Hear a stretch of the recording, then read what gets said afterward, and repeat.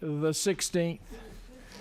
Chair notes that we have a quorum, and I'd like to call on Senator Jason Anavatarte if he would open us with an invocation. Heads. Dear Lord, just thank you for bringing us today, this afternoon, to have a discussion about issues that matter to a lot of people across Georgia. Just watch over our deliberations, our hearts, our minds, and what comes out of our mouth. In the Lord's name, amen. Amen. Thank you. This afternoon we had two agenda items. We will defer consideration of HB 333 so that we can devote all of our attention to HB 531, which is on the table. I need a motion to take it off the table. So move. Leader, second from Senator Hatchett. Without objection, Senate Bill 533 is, 531 is off the table for consideration. This is LC 280264S. It's the substitute House Bill HB 531.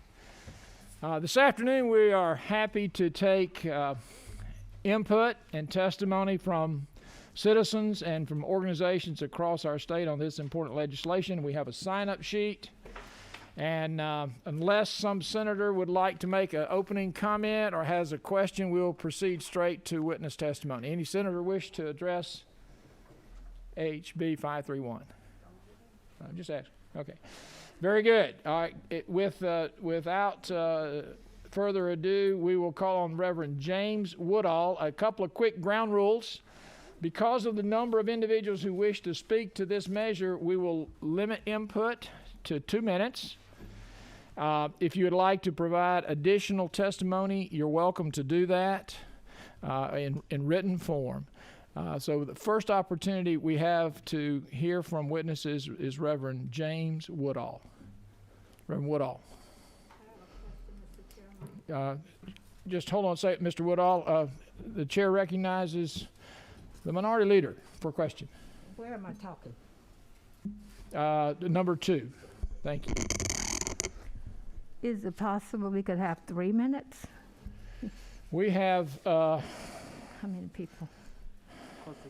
close to 60. Oh. Close to 60 witnesses today. For information purposes, we will meet in this room in the morning at 8 a.m. and continue to take input. So if anyone wishes to join us in the morning at 8, we'll be glad to accommodate that and put you early on the list, okay? Early on the list. Right now we have only 2 individuals for in the morning at 8, and I guess is, but right now, because of the number of individuals we need to hear from, I regret that we're going to have to try to stay with 2 minutes. But we're happy to receive all input in written form. Reverend Woodall, if you would please state your name and your organization and share with us your input. Yes, thank you, Mr. Chairman, and to the members of this distinguished body. My name is Reverend James Major Woodall, and I'm the state president for the Georgia NAACP that represents over 10,000 Georgians spanning over 130 counties. I come today, and I don't anticipate that I'll take the full balance of my time, but I come today to lift up very specific concerns about this legislation. One preface to these comments is that we are fully in opposition to this legislation for a number of reasons. One is in section 15, lines 776 through 79, as well as lines 791 through 93. The sponsor of this legislation yesterday stood before this committee and mentioned that this would, in fact, add to the early voting hours that counties have. That was quite honestly, that was a lie, as the language itself is limiting the ability for counties, particularly that make up a majority African American and people of color composition within their county.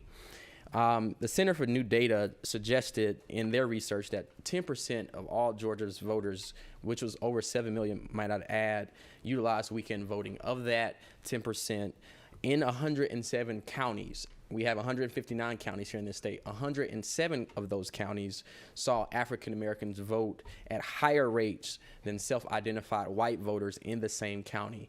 And for comparison, about 34% of those persons who voted early were African Americans. And so I want that to be clear for the record, that again, 107 out of 159 counties saw African Americans voting in higher rates during weekend voting. Secondly, in section 18 of lines 1104 through 1106 is line warming.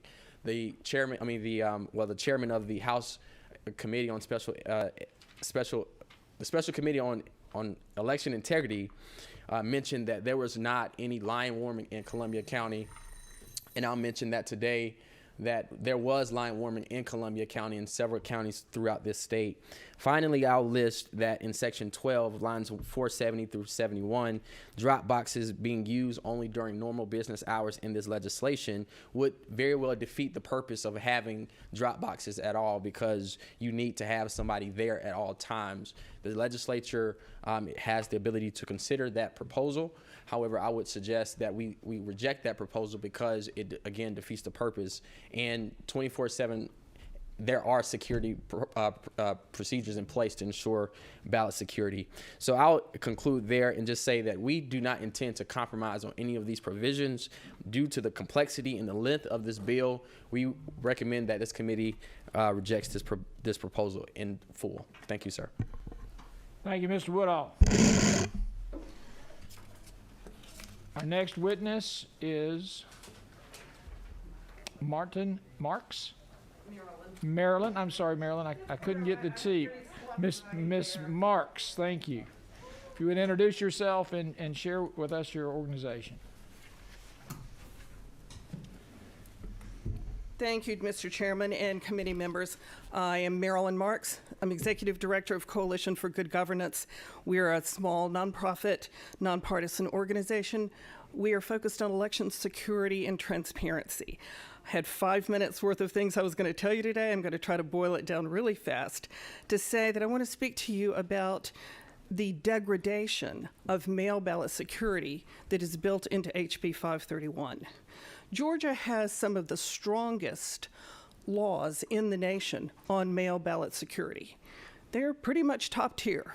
Gold standard requires authentication of the voter by signature verification. Unfortunately, the provisions of HB 531 will degrade Georgia from the top tier to the absolute bottom tier of the things that experts consider to be the most important for verifying mail ballots.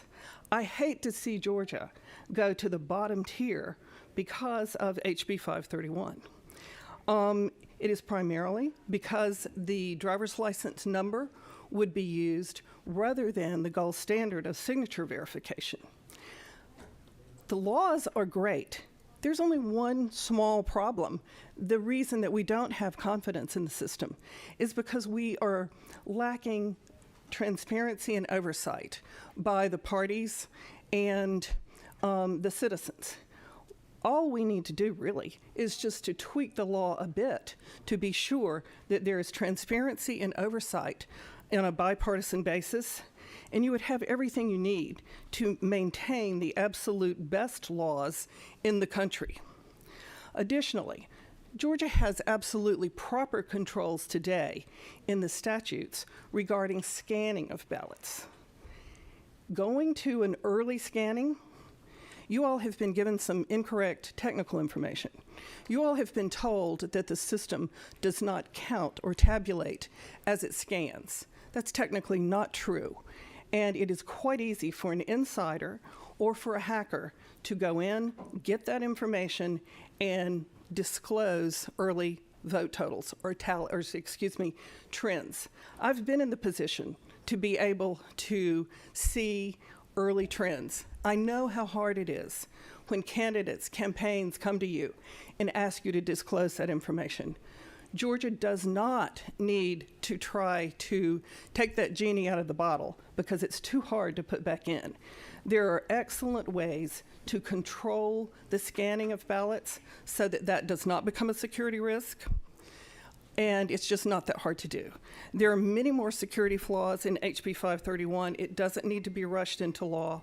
What's happening with both of these measures I talked about is that Georgia would be going to an honor system. Thank you, Mrs. Marks. We appreciate your input.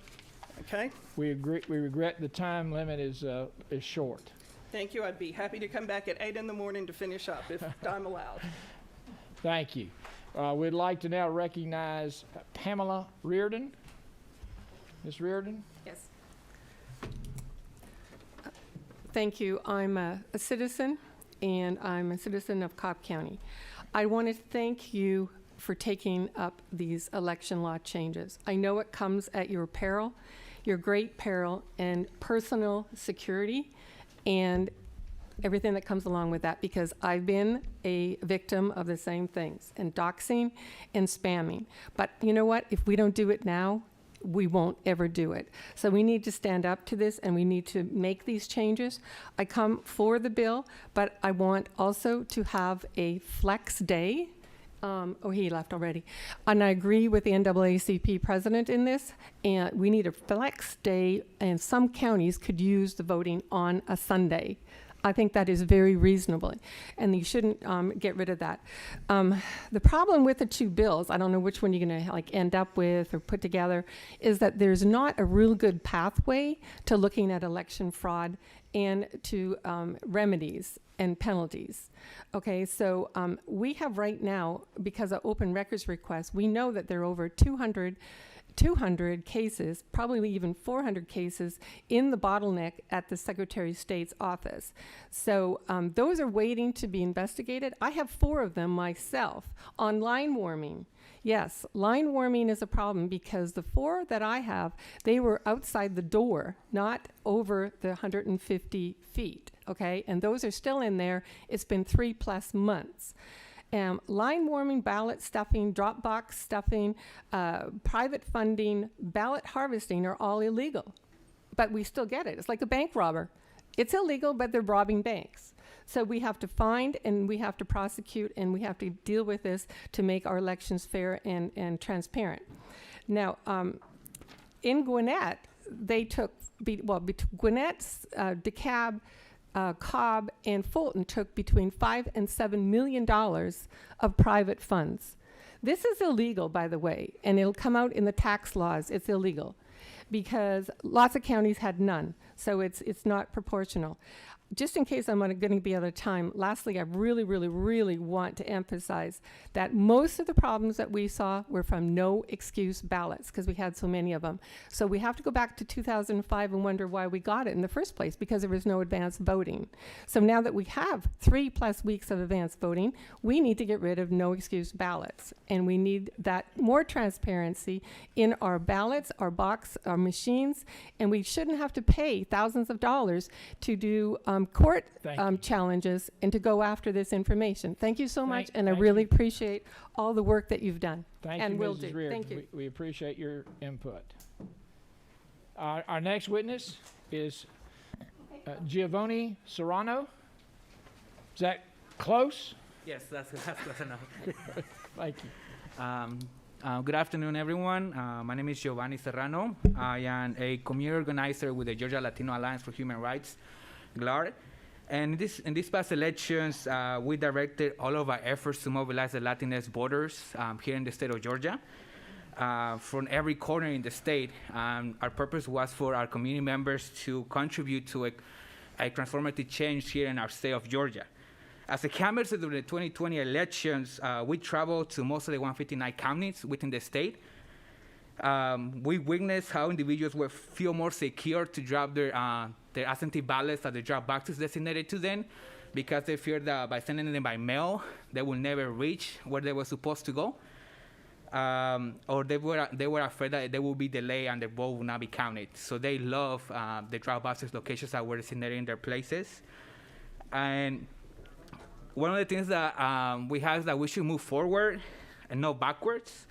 House Bill 531 will basically put us back 20 years back, or even more.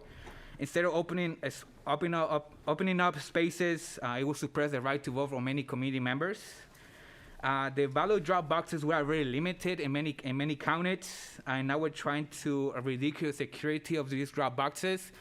Not only that, but we're focusing on like personal people who are over there, like taking like basically supposedly having security to these drop boxes, as well as the drop boxes being within a building, so that kind of prevents community members, discourage community members from going out there and drop their absentee ballots, because we don't know what type of person is going to be there in charge of securing these boxes, and sometimes they take advantage of that and they oppress our community members or create fear with them for even dropping off their absentee ballots. In addition, this legislation is an attack on the working class Georgians, as many community members do not have the luxury to take an hour away from their jobs to get out to vote. Many of our community members work from far away from home. Their working schedule is now 9 to 5. They work from 6 in the morning, 5 in the morning, all the way to 7 or 8 p.m. So by the time they get out of work, the lines are already been closed. They're not able to cast their vote. Furthermore, as I was canvassing in various districts, many community members were surprised when we informed them that they have the ability to take advantage of Sunday voting. Many of them will stop their activities and will get dressed up and they will go vote. And sometimes, if we were fortunate enough, they will look for us in their neighborhoods, and they will show us their sticker proudly because they were able to vote. And it wasn't for weekend voting and Sunday voting, my community members will not be able to participate in the previous elections. Thank you, Mr. Serrano. Appreciate your input. You're welcome to add additional comments for the record. Okay, thank you. Thank you. I now have a call Pachaya Poi Winnichaka. Wow. She waved, okay. That's helpful. I get to do that again tomorrow. I now call Pai Yan. She's outside. Please invite her to join us. Thank you. If she's not available, we'll come back to her. While we're waiting on Miss Young, we'll call Kevin Yoshin. Kevin, Mr. Yoshin. Please correct my pronunciation. It's Kevin Huachin. Huachin. Like HWA. HWA, Huachin. Huachin. Thank you, sir. Please state your name and your organization, and then share with us your input. Thank you, Mr. Chairman and committee members. My name is Kevin Huachin. I am from Tifton, Georgia, and I'm a community organizer from the Georgia Latino Alliance for Human Rights Action Network, an organization that mobilizes Latinos across the state to fight for their constitutional rights, and has mobilized the Latino community in past elections against the deportation program, the 287G program of Cobb County and Gwinnett County. We are here to speak against HB 531, which is a bill that exhaustively seeks to harm the voting rights and access to voting of Black people, other people of color, and working class families. It has been argued that in some provisions, this bill has the good intentions to ensure Georgia counties actually have a drop box locations regardless of the pandemic. Yet we must also scrutinize this sly language that this bill uses, which establishes how the ballot drop box details will be determined. Line 620 to 624 says that there will be a drop box location for the lesser of either, one for every 100,000 active registered voters in the county, or the amount of advanced polling locations in the county. How is the amount of active voters determined if that number changes every year? We use this language, active registered voters, and it is very reminiscent of the reason used to purge millions of voters in the state while Brian Kemp was Secretary of State. And yes, while we volunteered to defend the vote, active voters did approach us saying that they always voted at a polling location, but that the election workers said that they were no longer registered to vote. So this kind of legislation and language and changes to millions of eligible voters has long-lasting impacts. According to the Secretary of State's website, in Cobb County, there were 561 registered voters, but only 396,000 people voted for the 2020 general elections. Does that mean that only the nearly 400,000 people are considered active voters? and that there will only be 4 drop box locations in the entire county. The bill says the lesser of population size or advanced polling location will determine the amount of drop boxes locations. So does that mean that even if there were 9 advanced polling locations in the 2020 general elections, that there will be only 4 drop box locations because of the active voter population size in the county? Though the pandemic devastated our state, our response to it highlighted the necessities of our community had before the pandemic. A desperate need for voters to be able to access their right to vote. The pandemic brought 16 drop box locations throughout the entire county, but I also have in mind counties like my hometown, Tifton, which have very few advanced polling locations. And I just ask that you do the right thing and protect Georgia voters and vote no against HB 531. Thank you. Thank you for your input. If you'd like to add additional written testimony, we're happy to receive it. Pai Nijin, are you available? Chairman, I wasn't sure whether you were calling me or not. I apologize. It's my poor pronunciation skills. That's all right. Help me with the correct pronunciation. Well, my name is Fee Nguyen. Fee? Say again, please. Fee, like F-E-E. Yes, E. And last name, please? Nguyen. Nguyen? Wow, Yes. Thank you. I need a phonetic spell. Yeah, that's right. N-G-U-I-E-N. Y-U-G-N. Thank you. I apologize. Please That- share with us your organization and your input. Thank you, Chairman. My name again is Fee Nguyen, and I'm the Litigation Director of Asian Americans Advancing Justice Atlanta. Advancing Justice Atlanta is a nonprofit legal advocacy organization that's dedicated to protecting the civil rights of AAPIs in Georgia, including the right to vote. We work year-round to empower our communities to vote and to impart to them that their voices matter. And we saw this work pay off in a very big way in the November 2020 election, as well as the January runoffs, when our AAPI communities turned out in unprecedented numbers at the polls. But getting our communities to vote is only half the battle. We also must ensure that they have fair access to the ballot, which brings me to why I'm here today. I'm here to express Advancing Justice Atlanta's deep concern and opposition to the harmful sweeping changes that this bill would make to our election laws. Given our time constraints, I do want to address more specifically one provision of this bill, which I believe is Section 22. That is the provision that would invalidate thousands of votes cast by eligible voters every election cycle. Under current Georgia law, a voter who cast a provisional ballot out of precinct but in the right county is entitled to have their ballot counted for all the races in which they are eligible to vote. So what does that mean in practical terms? Let's say an hourly worker in Fulton County drove to Hopewell Baptist Church during their 45-minute lunch break to vote in November because that's where they voted in the June primary. They get in line, they wait for 25 minutes, and when they get to the front of the line, they're told by a poll worker that their polling place has been changed to Summit Hill Elementary, which is 6 miles away. And that, by the way, is just one of the 91 polling place changes that Fulton County did make in the November election. That voter doesn't think they'll be able to make it to Summit Hill to vote before they need to get back to work, and they don't get off of work until after the polls close. Well, under current law, that voter would have the option to cast a provisional ballot at Hopewell, which would at a minimum count for the presidential election and all statewide races, including the 2 Senate races that were on the November ticket.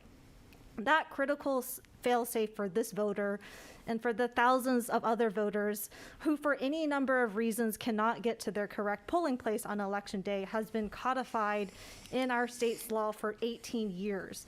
But this bill would completely eliminate that option.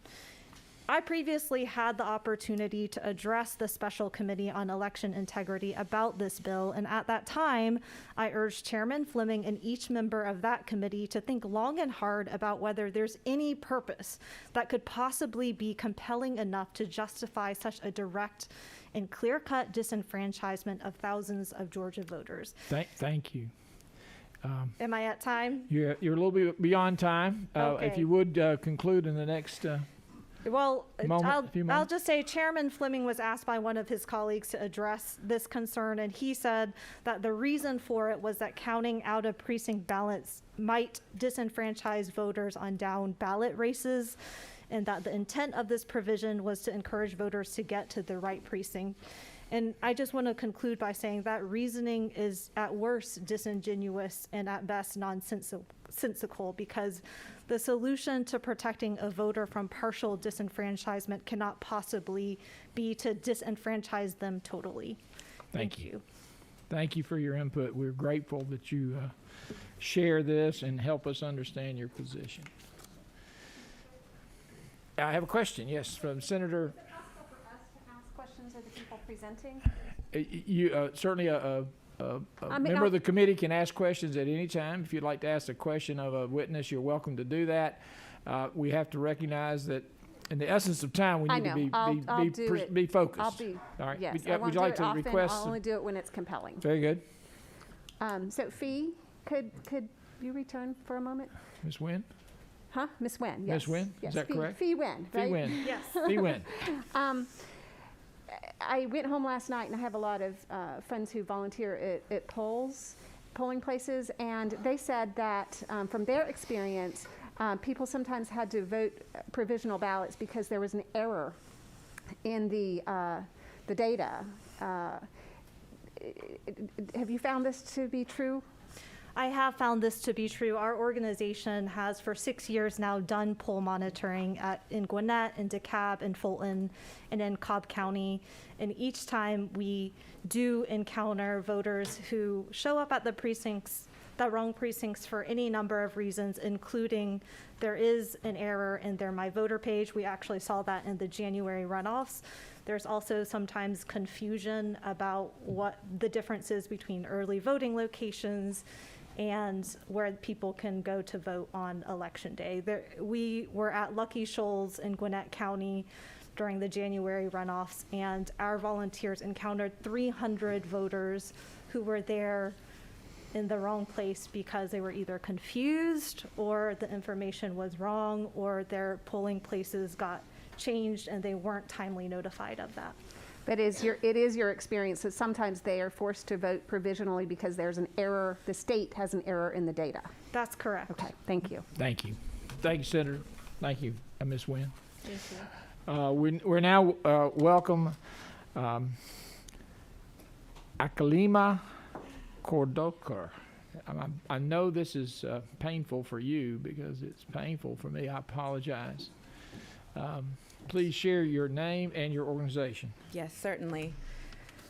Kondoker. Thank you, Chairman and committee members. My name is Aklima Kondoker, and I am the Georgia State Director at All Voting is Local, a campaign housed at the Leadership Conference on Civil and Human Rights. We are a nonpartisan, nonprofit organization focused on election administration reform. As part of our work, we provide recommendations to counties and to states using tested methodologies and reliable data points.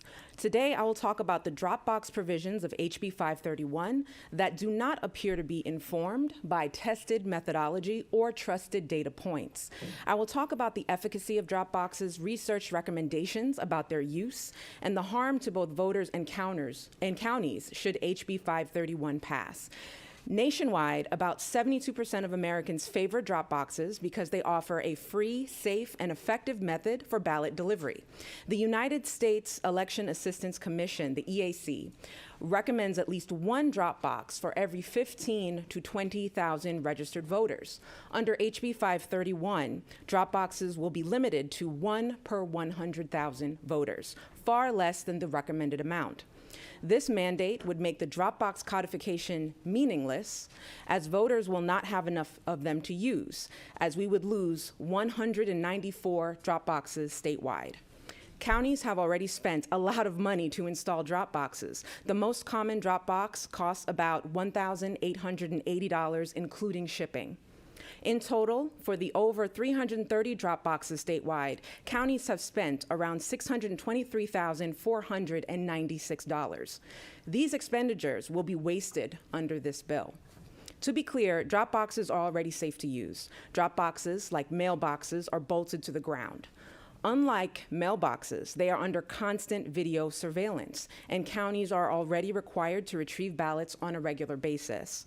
Aside from the resource and availability issue, under HB 531, drop boxes will be tethered inside of government buildings and only available during limited hours and days, further restricting access to most voters. Drop boxes would be a hazard for our disabled and immune-compromised voters who are unable to go inside of a building to cast their ballots for health and safety reasons. Across the state, there are several communities that rely on drop boxes to supplement a lack of early vote sites. In Columbia County, for example, there are only 2 early vote sites and 1 drop box to accommodate 110,288 voters. The EAC recommends at least 7 boxes to accommodate these voters, where this bill would not allow the possibility of more. In Richmond County, there are 5 drop boxes and 4 early vote sites, but 139,527 voters. So we would need at least 7 drop boxes to accommodate those voters. Under this proposals, there would only be 1 drop box in Richmond County. Under this bill, drop boxes would also have to be under constant surveillance by either an election official, officer, or security guard, but they already are under 24/7 video surveillance, so this is not required. The new proposal would cost counties more money or additional work for already strained workers, adding more work, more financial burden onto counties that are already facing a deficit of resources under most of the provisions of this bill. Thank you. Thank you for your input. Again, I welcome the remainder of your testimony in written form. Thank you. I'll be happy to provide them. Thank you. Our next witness is Zan Thornton. Zan Thornton? Did I mispronounce? Thornton? Very good. Miss Cindy Battles. I recognize Miss Battles, and we're grateful for her involvement. And I'm also grateful that I can read Cindy Battles. I think I messed it up the first time. Okay, just one of the many advantages to being a white girl. No. Whoop, sorry about that. Okay, apologies. My name is Cindy Battles. I am the Policy and Engagement Director with the Georgia Coalition for the People's Agenda. Before my time begins, I do want to mention that I've brought some forms.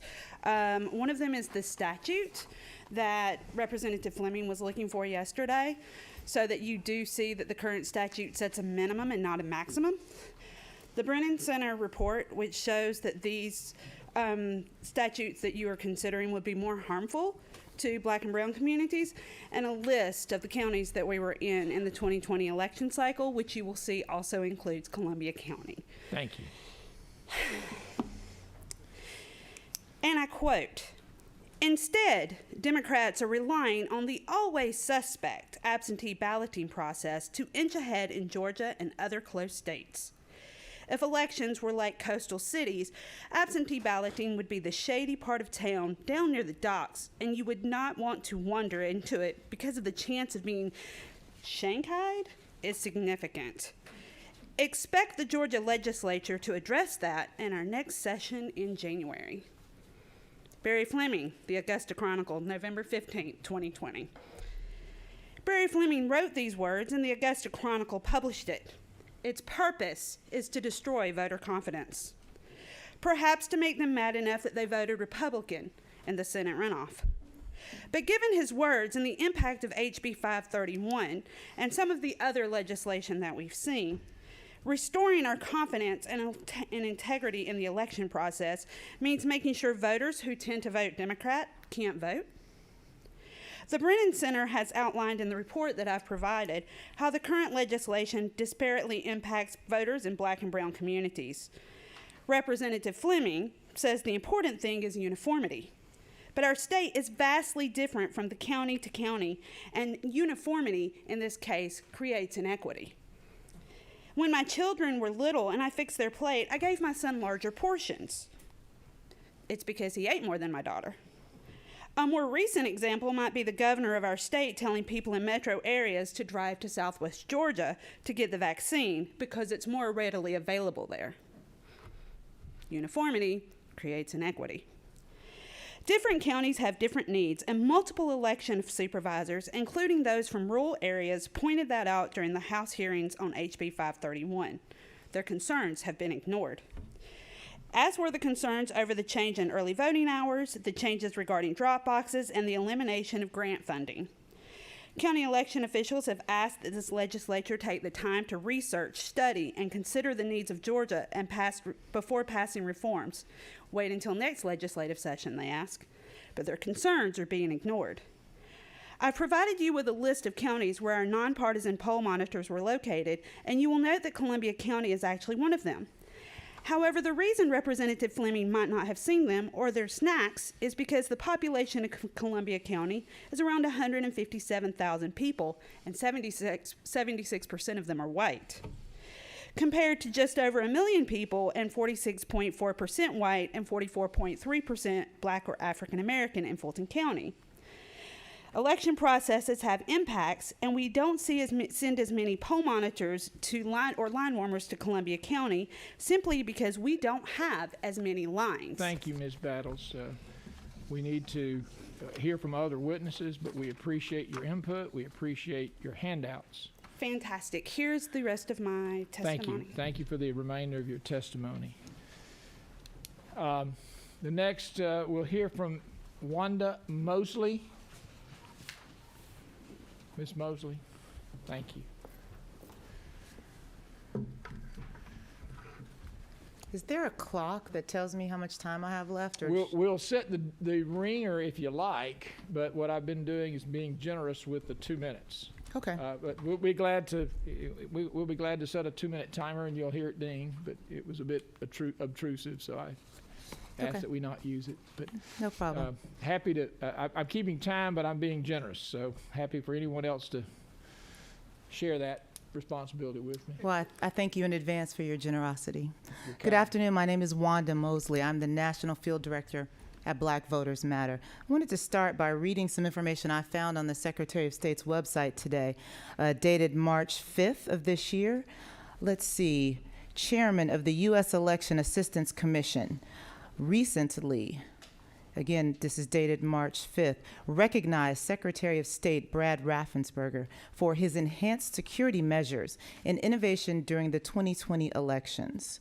A quote from Secretary Raffensperger: "Georgia has made great strides in improving the safety, security, and effectiveness of our election system, and it is great to be recognized for that work."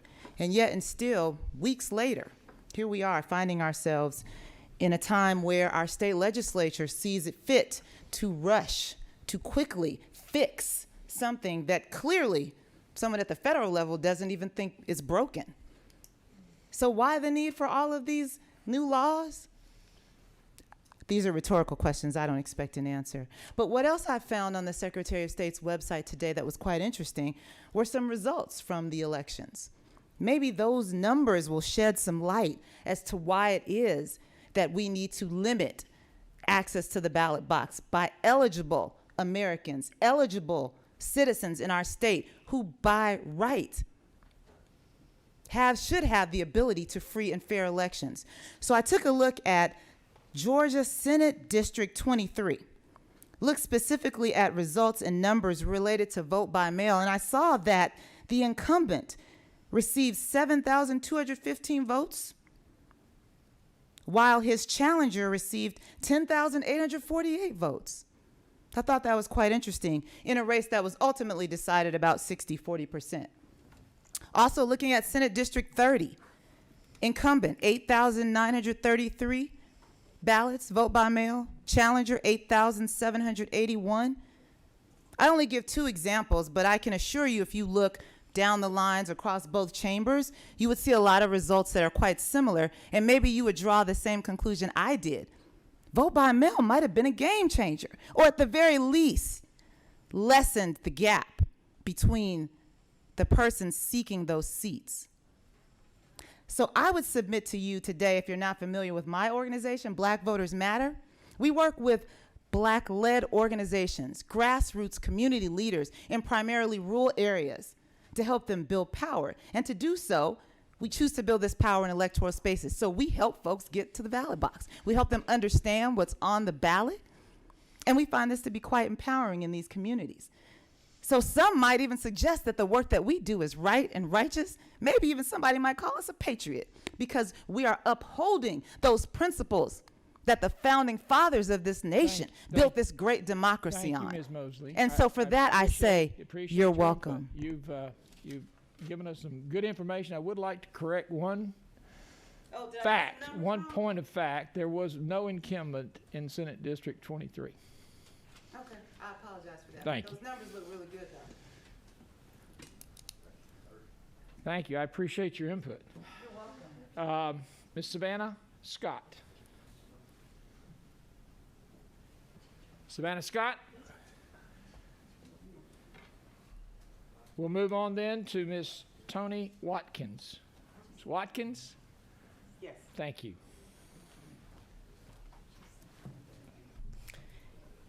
Good evening. Okay, thank you.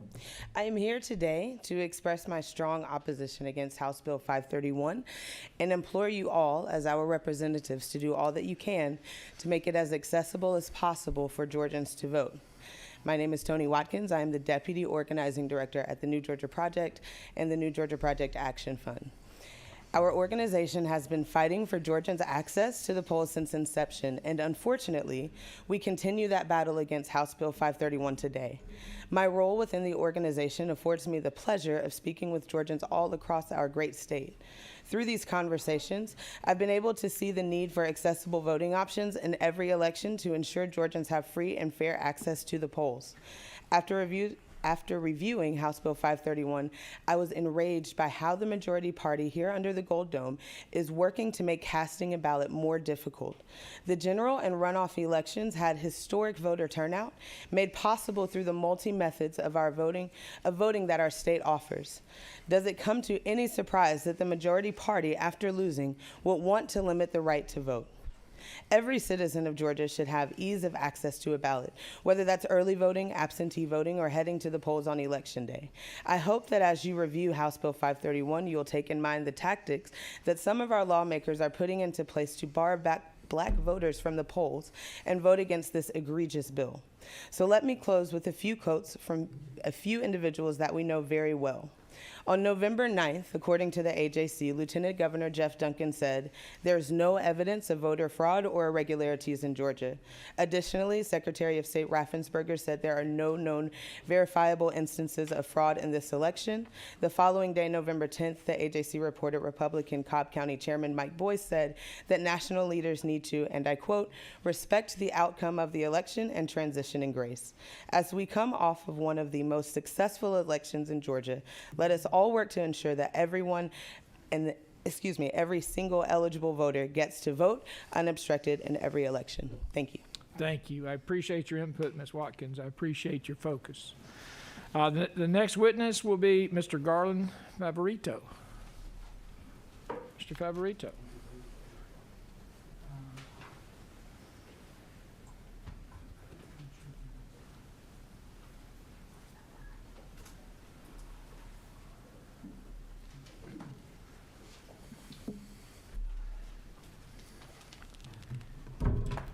Thank you, Mr. Chairman.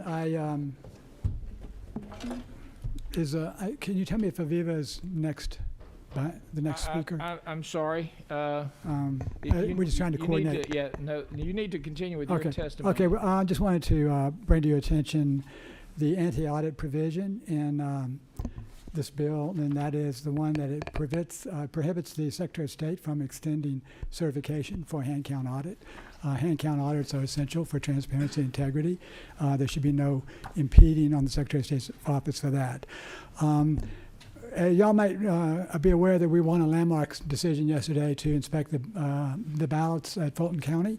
That comes at great plaintiff expense. It should have been in legislation. We've asked for this public transparency for 3 years since Chairman Fleming was at the SAFE Commission. chairman. He has ignored us for 3 years, and we're asking you to put the transparency legislation in that we've already given you in this version of his bill. I know I've had trouble explaining this to Chairman Fleming for 3 years, so I brought a friend with me today. Her name is Aviva, and she's going to be able to explain it better than I have been able to explain it to you.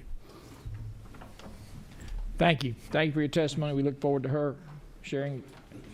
I have a question. Chair recognizes President Pro Tem for a question. Question, please, sir.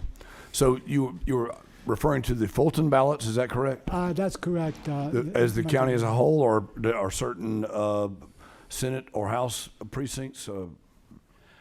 We requested all mail-in ballots because we had some concerns of the potential fraud there that you might be aware of, and how they're processing, and the judge is going to grant that. And your statement is that you have not received those at this point. I'm asking that. That was a question. The ballots? Yes, sir. Oh, no, sir. We are going to present a plan to the judge, and then he's granted conditional approval until we see that he sees a plan. We've been working on the plan and that judge is for 2 months. And that judge is locating where? I'm just a couple of follow-up questions, if I may, Mr. Chairman. Is that a Fulton County judge or a judge out of the county? The case was originally a Fulton County case, but it was sent to a judge in Henry County under the guise that it was an election challenge. We did not submit it as an election challenge because it was past the certification deadline. And so therefore, once it was there, we just left it there. And is this for the November ballots? Correct. So whoever won those seats or been serving in those seats, and you're saying, I'm interpreting that you're saying they might be potentially overturned? Well, we have struggled for 4 or 5 months just to get to look at the ballots. This is something that should be public record. It should have been available. And in fact, I requested this prior to the certification of the recount in December.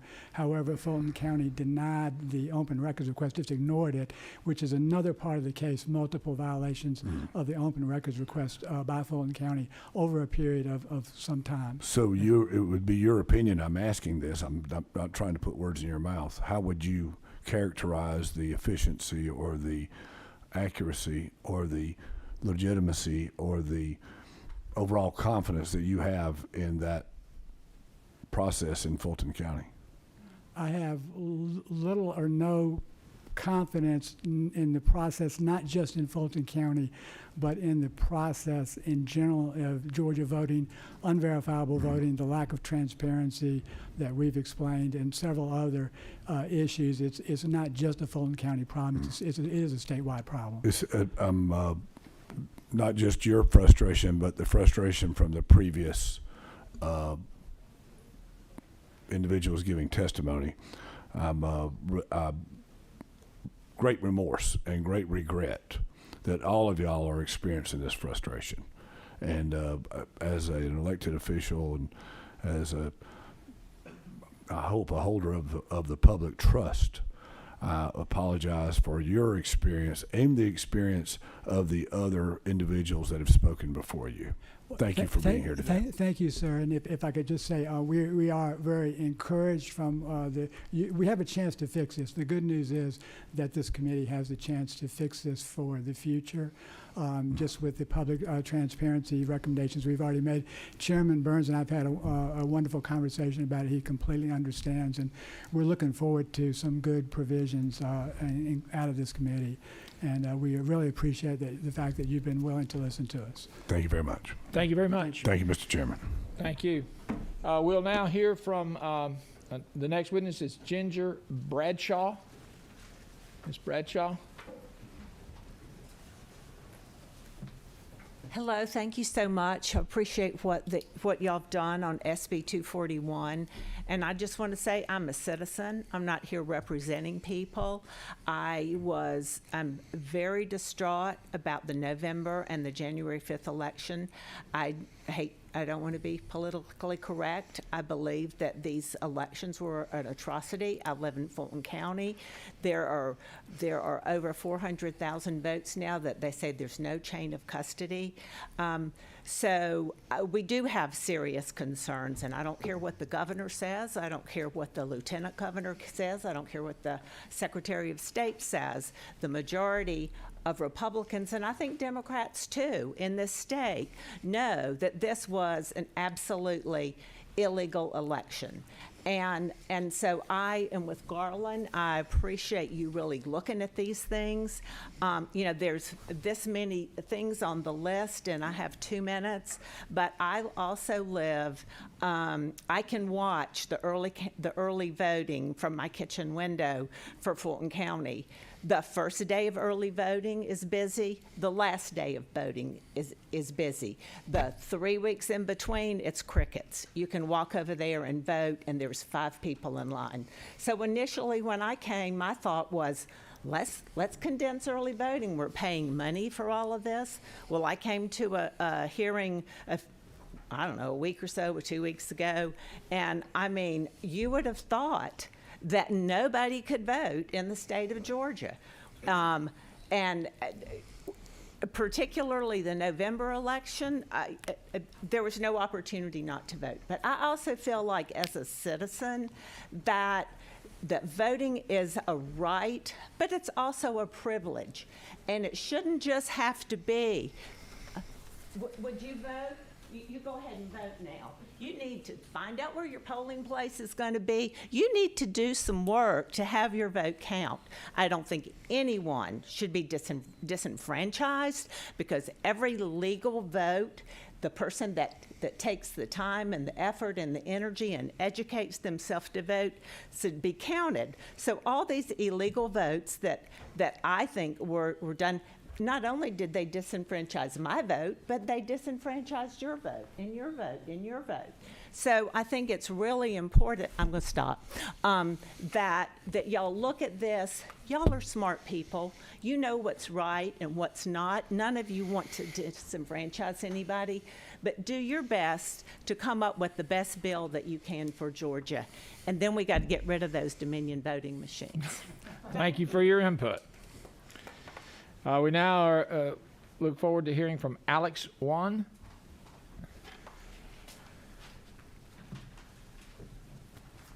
Mr. Chair and distinguished Georgia Senators, I'm Alex Wan. I am Chair of the Board of Registrations and Elections in Fulton County, the most populous county in Georgia. And I appear before you today to express my opposition and dire concerns about the provisions in the bill before you. It's important to understand how they translate into election operations at the county level, and particularly the 3 following unintended consequences. Number 1, increasing costs and burden to Georgia taxpayers. Increasing requirements without accompanying resources means funds have to be diverted away from running elections with integrity. New provisions around ID verification for absentee ballots, requiring staff to work without stopping to process ballots which are very different for small counties versus large counties, are simply unfunded mandates. In fact, there's no official fiscal note by the Georgia Assembly to quantify exactly what that burden will be.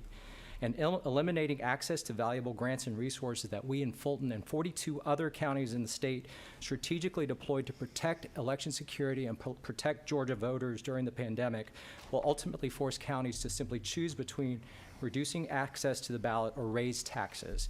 Second, limiting access to the ballot. Most Georgians want all eligible Americans to have the freedom to vote. However, onerous restrictions to drop box usage, including locations, number, and staffing alone is estimated to cost an extra $1 million. Reducing weekend voting for Fulton County was 44,000 votes in November, which is more than 146 counties in Georgia during the entire voting period. And then requirements around absentee ballots are simply going to have the opposite effect. And I have to talk about mobile voting units, which were only utilized in Fulton, which means this provision is directed clearly at us. This is a non-issue. We utilize this very successful strategy to enhance our elections and meet the needs of 20,000 Fulton voters in 2 elections. The end result is simply going to be longer lines on election days across the state. And finally, the third consequence is disregarding the needs of the voters in each community. The provision to take over county boards of elections flies in the face of the principle of local control. Counties, communities, neighborhoods, and precincts are different, and each has unique needs requiring unique approaches that local boards best understand. State-appointed boards can't understand how local elections are best run and bring no benefit to the elections process.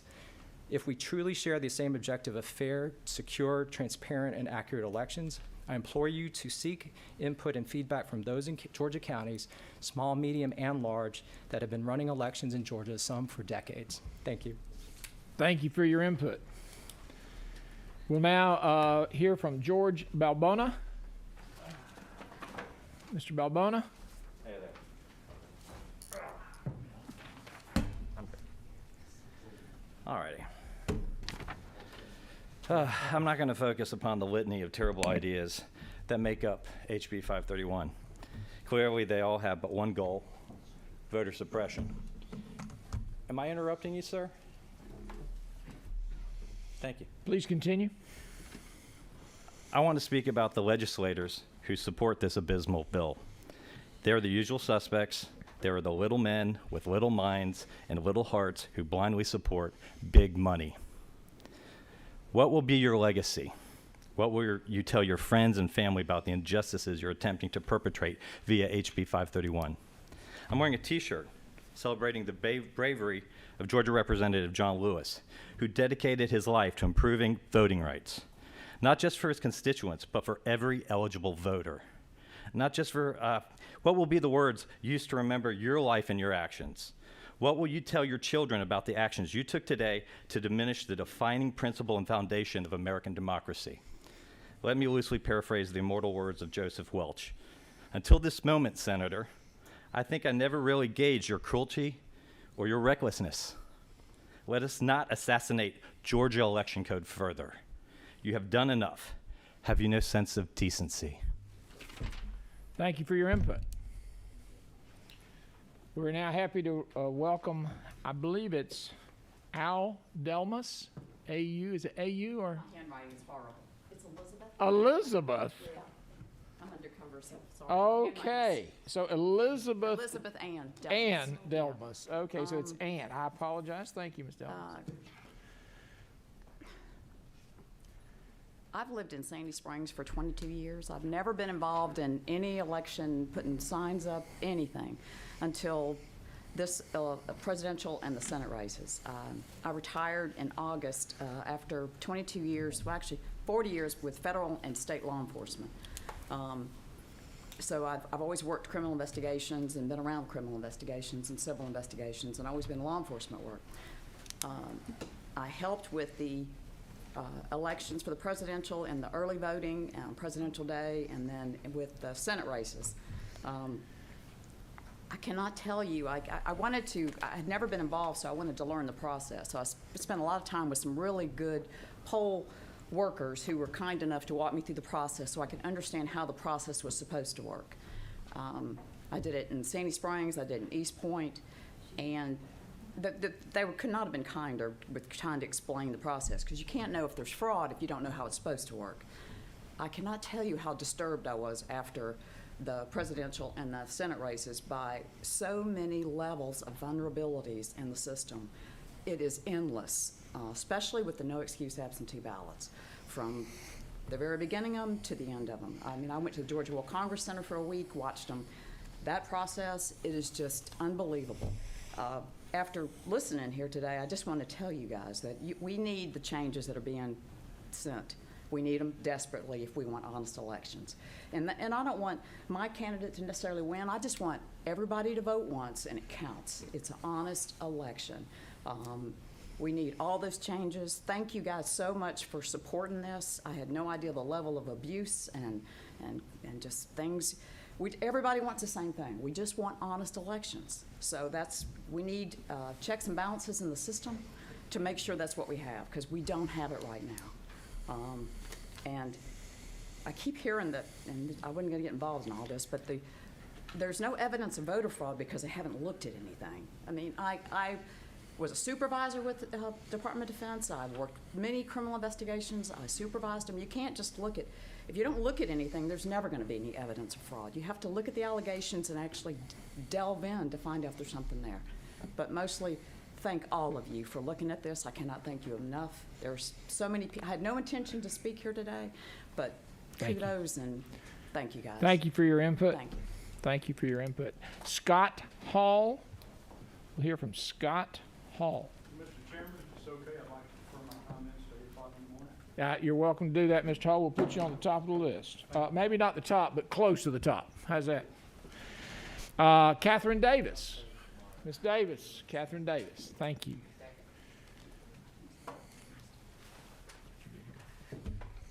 Good afternoon. My name is Katherine Davis, and I am a citizen of DeKalb County. I got up and came out of my pajamas today to come down here to speak to you about what I'm hoping the outcome of any legislation in Georgia is going to be.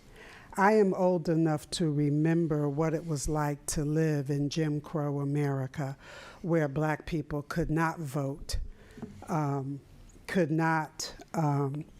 without going through a whole bunch of gyrations, memorizing the Constitution and all other kinds of obstacles that were put in our way. I remember John Lewis being clocked on the head of the Pettus Bridge. I'm old enough to remember that. And I want you to know that on Election Day and after Election Day, as the votes came in, I was horrified and immediately thrown back into Jim Crow America when my vote was nullified in the wee hours of the morning all around this nation. And I was particularly horrified that it was happening in Georgia, a state where we had a governor who stood in the doorway of his restaurant with pickaxe handles and said no Negro was going to come in there.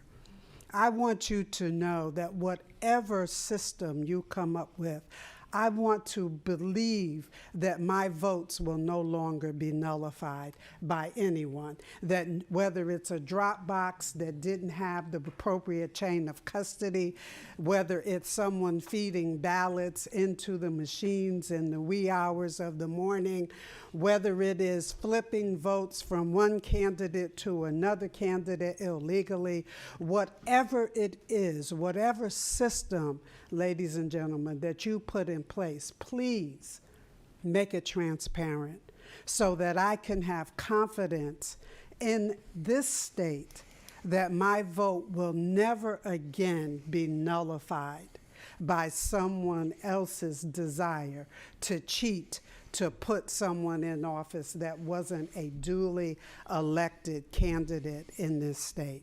So I thank you for looking at this, and I urge you with every fiber of my being.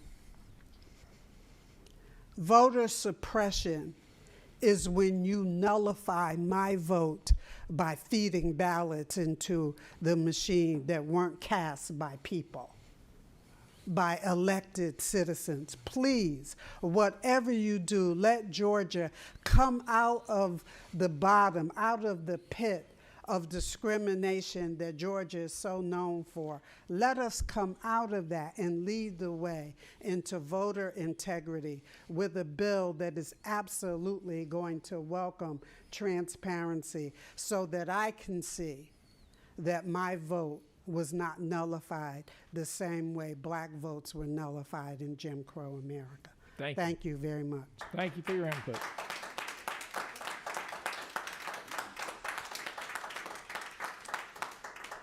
We'll now hear from Aviva Cohen. Ms. Cohen? Yes, sir. Mr. President Pro Tem?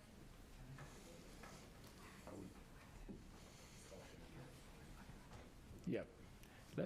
Let's make sure that as individuals provide their testimony, that we be respectful and not provide any inappropriate outbursts. It's just that we appreciate your passion. We certainly appreciate your positions, but we'd like to be respectful of all witnesses.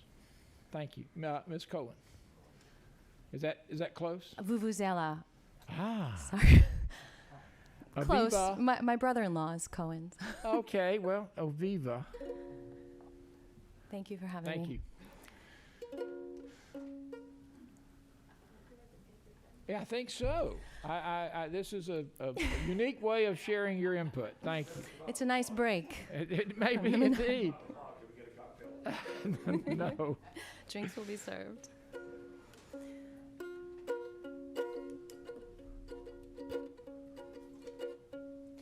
Election transparency, let all of the voters see. It limits all dishonesty, 'cause honestly the truth does set us free. Why are we even having elections if we can't verify all our selections? It's like building snowmen in hot weather. How can we all be in this together? Do do do do do do do do do do do do do. Election fraud's how we were robbed. It's not voter fraud, but an inside job. With this bill, it'd be easier for everyone instead of voting to get a gun. When we go to the polls, we need to be certain. No Wizard of Oz voting, let's pull back the curtain. I'm not taking sides, we all want the truth. Now this black box voting is so uncouth. Why our Dominion image is hidden? There's no reason they should be forbidden. It's quite the contrary. They are not proprietary. Election transparency, just don't let our parents see. They'll punish all dishonesty, 'cause honesty, the truth, can set us free. Why do we have to fight to see the ballots? We're stumped. Did your vote really count, or did it go straight to the dump? If we have some transparency, we all will be pumped.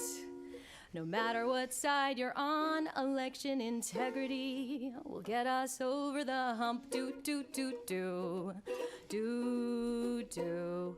Election integrity needs ballot transparency. It limits all dishonesty, 'cause honestly, the truth does set us free.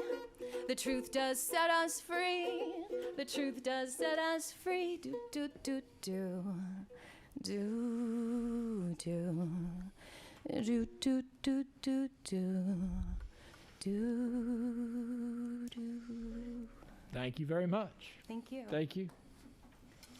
It's regrettable that we can't have more talent as they choose to play the ukulele. Thank you. Is it a uke? Is it a ukulele? Yeah. Okay. Thank you. All right, Mr. Metz, Ted Metz, you regrettably have to follow a tough performer, Mr. Metz. Yes, and because of my disability, I can no longer dance. So. Okay. You know, 2 years ago, we were here talking about HB 316, and we had massive amounts of information from experts telling you exactly what was going to happen, and it did, because none of the advice was taken. So now, here we are trying to fix something that wouldn't have been broken had the experts been listened to the first time. What we have here is a situation where we're trying to fix things because people are complaining about stuff that shouldn't have been broken in the first place. First and foremost, what we really need to have is an election system based on physical evidence of voter intent, which is a paper ballot marked by hand. And everything else after that is very easy to audit. And that's what I kind of object to in this bill, is we don't have a method of auditing. All of the election results are still being reported as what comes out of a computer system. And all of that can be easily manipulated, and we have lots of witnesses that will testify to the ease of manipulating vote totals coming out of a computer system. If we're going to certify an election, the certification should be based on what is marked on a hand-marked paper ballot, which is the physical evidence of voter intent. All of that beyond that is speculation. this guy might have won, the computer said he won, but we don't have actual physical evidence. So you need to have a provision in the bill to allow ballot access and ballot inspection post-election. Ballots are separated from the voter, therefore they are totally anonymous to begin with. And all of this talk about, voting secrecy really only has to do with the voter being able to cast his ballot in secret, even though we have a system now with a screen so large that anyone can see who you're voting for from across the room. So if we're even going to try to entertain the idea of voter secrecy, we first need to get rid of the Dominion machines. But that's another story. Now I'm just going to speak briefly on the federal level H.R. 1. If H.R. 1 passes, we're going to be here again next year We have to going through focus these same on- exercises. Mr. Metz, we need to focus on HB 531. Yes, sir. And you have about 30 seconds. I will just say thank you for allowing me to speak today, and I will yield the remainder of my time. Thank you, Mr. Metz. We appreciate your input. Next witness is Barbara Hartman. Hartman, excuse me, correct. Barbara Hartman.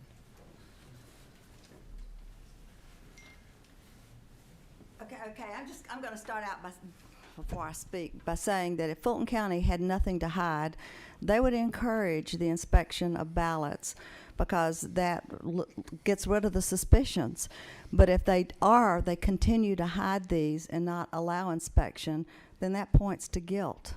So I don't understand why they don't go ahead if there's no fraud and allow inspection.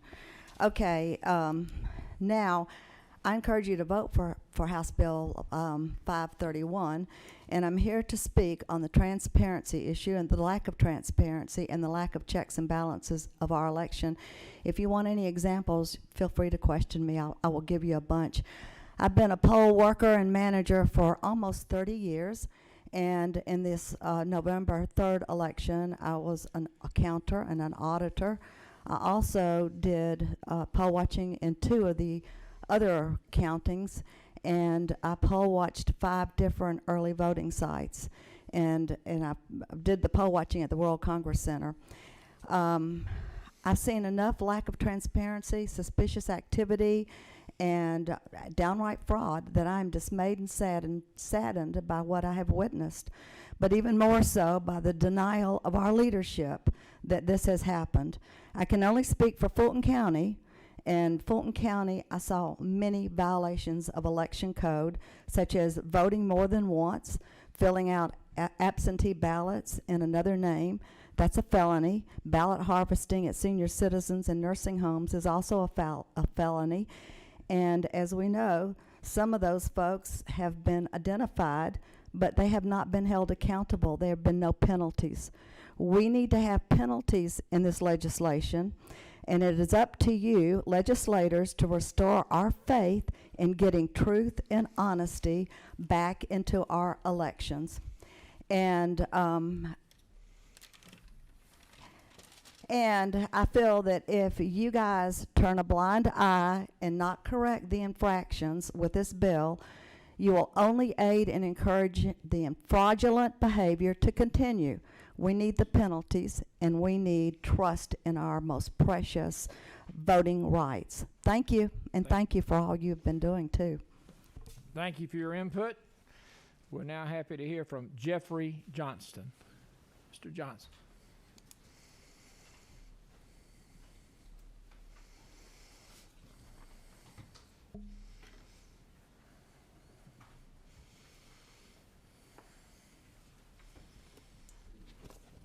Good early evening, distinguished panel. Thank you for my 2 minutes. I've made a copy of my comments and also recommendations on the back of the form that I handed out.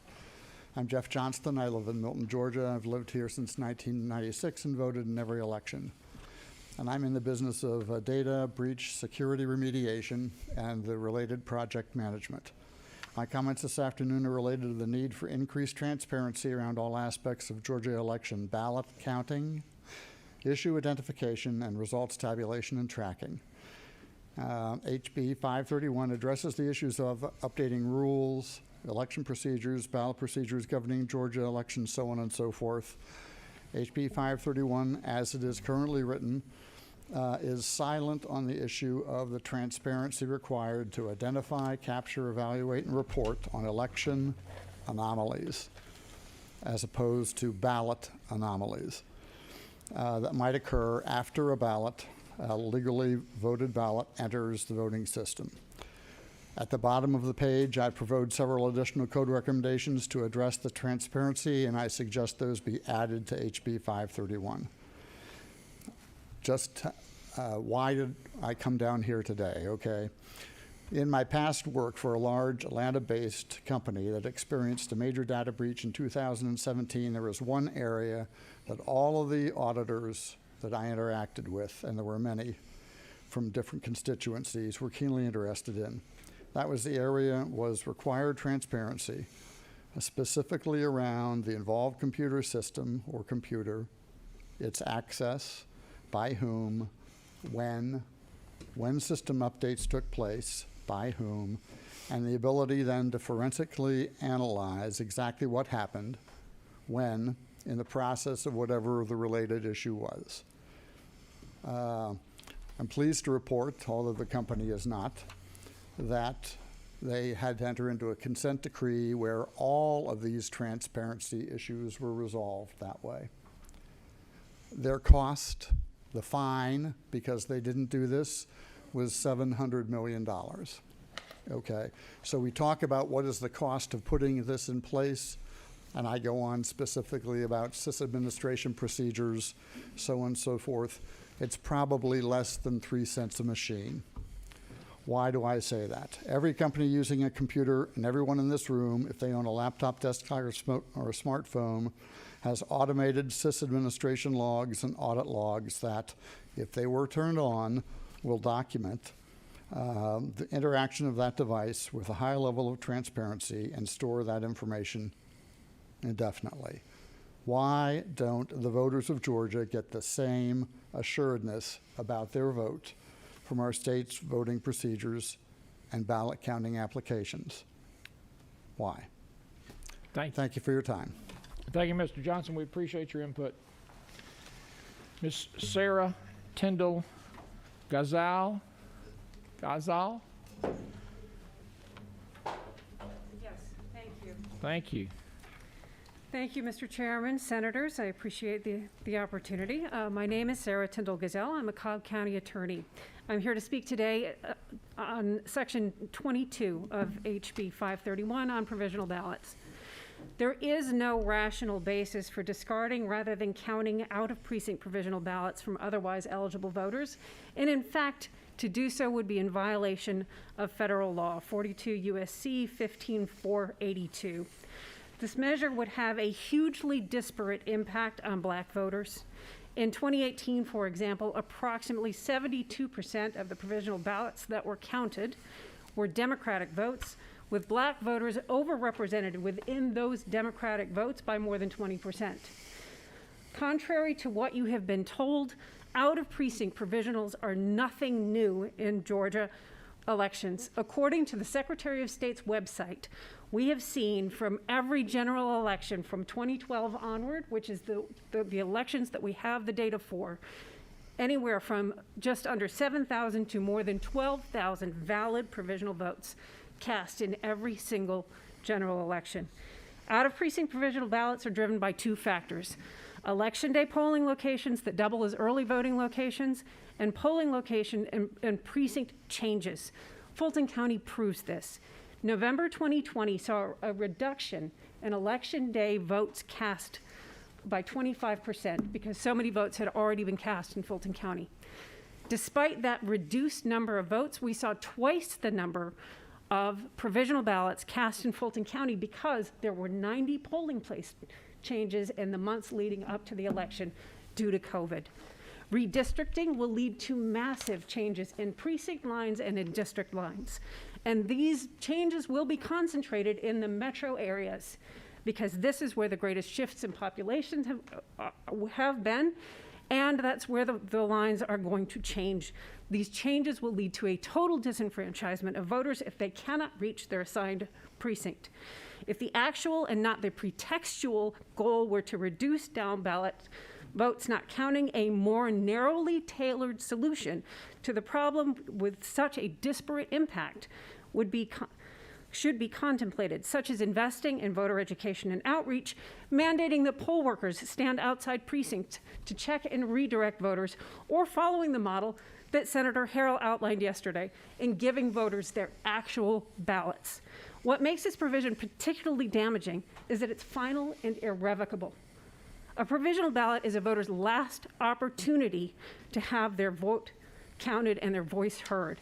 A voter cannot find another day or another method to cast their ballot if they can't make it to their precinct. They have no recourse to this utter and complete disenfranchisement, and I encourage you to strike this totally from the bill. Thank you. Thank you for your input. We're moving along to our last two witnesses for the afternoon. The chair recognizes Bridget Thorne. Ms. Thorne. We may circle back just in case some others came in that we'd already called. Ms. Thorne. Hi, I'm Bridget Thorne. I'm the official whistleblower of Fulton County that was fired and slandered for speaking out against my concerns.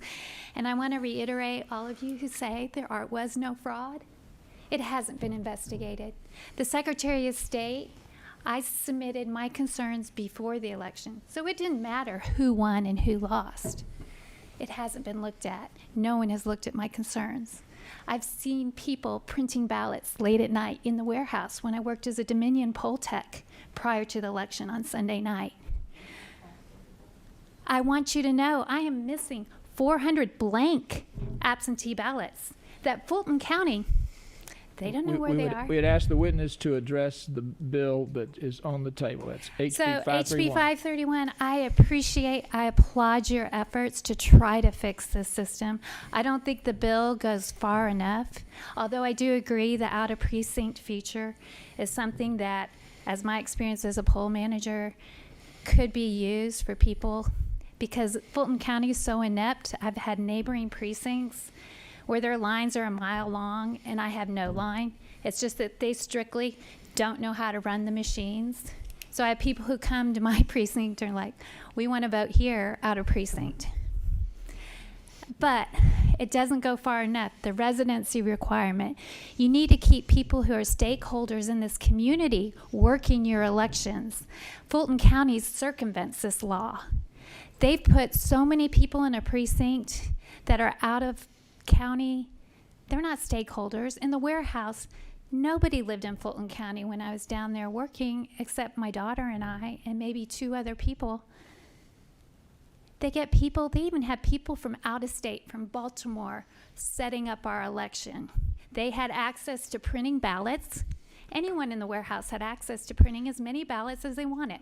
There was no security of the paper ballot in Fulton County. The absentee, the blank ballots, the 25% special rule you had to put them in all the precincts, the packages were just set. Tables, chairs, signs, blank ballots packaged. We appreciate your input. And we Without appreciate your passion. changes, we do not have a democracy. Thank you. Thank you. Final witness is Andre Fields. Andre Fields. Mr. Fields.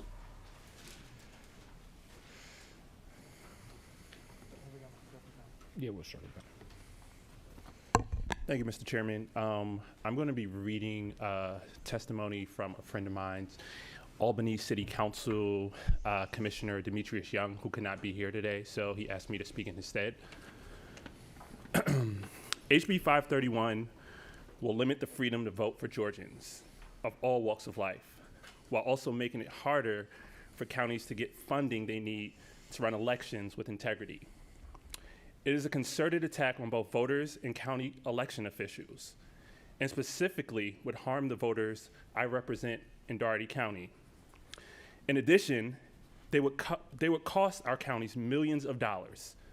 Most Georgians want all eligible Americans to have the freedom to vote. These bills do nothing to build trust and transparency in our election system. They're just another attempt by a handful of politicians to take Georgia back to the times of Jim Crow.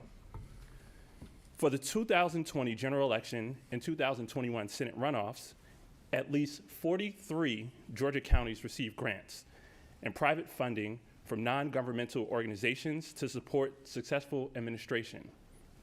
These funds were desperately needed. They helped counties run safe and efficient elections in the midst of the coronavirus pandemic. Dougherty County alone received $300,000 from outside sources and opened 3 ballot drop boxes for voters to use, provided their poll workers with personal protective equipment, and maintained open in-person polling locations on election day. These funds ensured that our elections could run smoothly and that we provided access to voters in an unprecedented election cycle. Taking away access to these funds would hurt our county election office, hurt our budget, harm our ability to provide accessible elections, and cost Dougherty County and our taxpayers hundreds of thousands of dollars. Dougherty spent about $20,000 per drop box to install fiber optics cables and security cameras. If this bill passes, all of that money spent will be for nothing. One of the largest costs of these bills is around voter education. It will be necessary to educate voters on the significant changes to the ways that they vote, particularly on changes to which IDs are acceptable. A study by the Voting Rights Lab estimates that voter education alone will cost $3,616,792 for the state election cycle. But voter education will be important for much more than just acceptable IDs. From eliminating and restricting drop boxes to shortening early voting times, restricting weekend voting, voters will be confused about the changes without question. Education that will fall to counties like mine, which will require new costs and spending from our county election office. This bill provides additional burdens to counties with no additional funding resources. By limiting early voting hours and locations and the additional staff needed to process new identification requirements for absentee ballots, these bills would result in a significant additional cost for counties. In addition, Thank you. Thank you for your input. I've been generous with the time. We are happy to accept the remainder of your testimony. Yes, I just would like to add, Mr. Chairman, Sure. That Mr. Young asked that the committee reject HB 531 as written. Thank you. Thank you for your input. I'm going to circle back just for a moment to make sure that Zan Thornton is not available and that Savannah Scott, Chairman, recognizes the Senator. Yes, Or I can Decatur. speak to Zan. He's a disabled individual, and he was not, his ride did not show up, so they're going to try to get him here in the morning. Very good. We welcome both of those individuals who weren't able to be here this afternoon to join us in the morning. This concludes our testimony for the afternoon. We will reconvene in the morning at 8 a.m. to continue these hearings. That will be also a hearing-only meeting, so we welcome input. The HB 531 legislation is on the table for input today. I need a motion to table so we can complete. Motion to table. I have a second.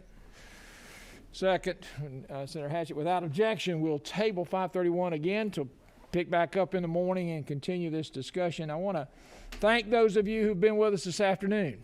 Thank you for your input. Thank you for your passion and your commitment to this process. And I look forward to seeing you tomorrow morning at 8 and then Thursday morning at 8 as we continue to address this issue. Without any further comments, the meeting is adjourned.